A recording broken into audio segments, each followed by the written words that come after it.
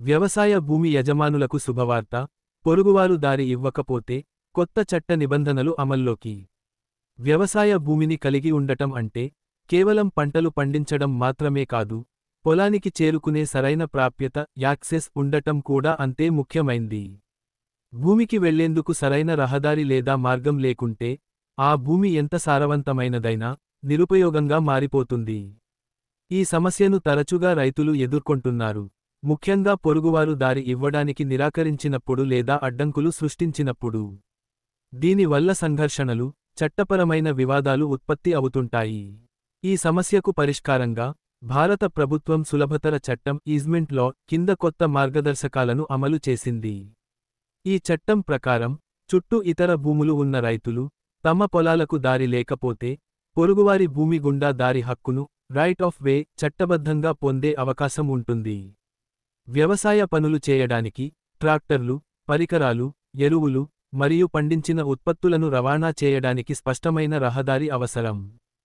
ప్రాప్యత నిరోధించబడితే విత్తనం, కోత, పంటల రవాణా వంటి కార్యకలాపాలు ఆలస్యం అవుతాయి. రవాణా ఖర్చులు పెరుగుతాయి, రైతులు ఆర్థికంగా నష్టపోతారు. అందుకే చట్టం రైతుల హక్కులను రక్షించే విధంగా ఏర్పాట్లు చేసింది.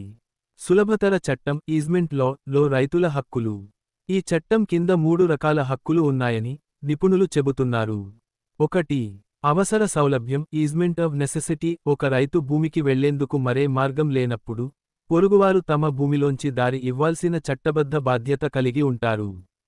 పొరుగువారు నిరాకరిస్తే రైతు కోర్టును ఆశ్రయించి దారి హక్కును పొందవచ్చు. 2. ప్రిస్క్రిప్షన్ సౌలభ్యం ఈజ్మెంట్ ఆఫ్ ప్రిస్క్రిప్షన్. రైతు ఒక నిర్దిష్ట మార్గాన్ని 20 సంవత్సరాలు లేదా అంతకంటే ఎక్కువ కాలంగా నిరంతరాయంగా ఉపయోగిస్తే ఆ దారిపై ఆయనకు హక్కు లభిస్తుంది. పొరుగువారు ఇప్పుడు ఆ దారిని మూసివేసినా రైతు కోర్టులో తన హక్కును తిరిగి పొందవచ్చు. 3. కస్టమ్ సౌలభ్యం ఈజ్మెంట్ ఆఫ్ కస్టమ్. తరతరాలుగా వాడుకలో ఉన్న మార్గాలను ఏ ఒక్కరూ అడ్డుకోవడానికి హక్కు లేదు. పూర్వీకుల కాలం నుండి వాడుకలో ఉన్న రహదారి లేదా కాలిబాటను రైతులు చట్టబద్ధంగా తిరిగి పొందవచ్చు. చట్టపరమైన చర్యలు ఎలా తీసుకోవాలి? రైతు తన పొలానికి దారి ఇవ్వకపోతే ముందుగా సాక్ష్యాలను సేకరించాలి. పాత ఫోటోలు, మ్యాపులు, సాక్షుల వాంగ్మూలాలు, రెవెన్యూ రికార్డులు వంటి ఆధారాలు ఉపయోగపడతాయి. తరువాత పొరుగువారికి లీగల్ నోటీసు పంపి పరిష్కారం కోసం స్థానిక రెవెన్యూ అధికారులు లేదా పంచాయతీ సహాయం పొందవచ్చు. అన్ని మార్గాలు విఫలమైతే రైతు సివిల్ కోర్టులో కేసు దాఖలు చేసి తన హక్కును చట్టపరంగా పొందవచ్చు. ముగింపు: వ్యవసాయ భూమికి దారి పొందడం అనేది రైతుల మూలభూత హక్కు, ఉపకారం కాదు. పొరుగువారు దారి నిరాకరిస్తే రైతులు ఈజ్మెంట్ ఆఫ్ నెసెసిటీ, ప్రిస్క్రిప్షన్ లేదా కస్టమ్ కింద తమ భూమికి చట్టబద్ధంగా ప్రాప్యత పొందవచ్చు.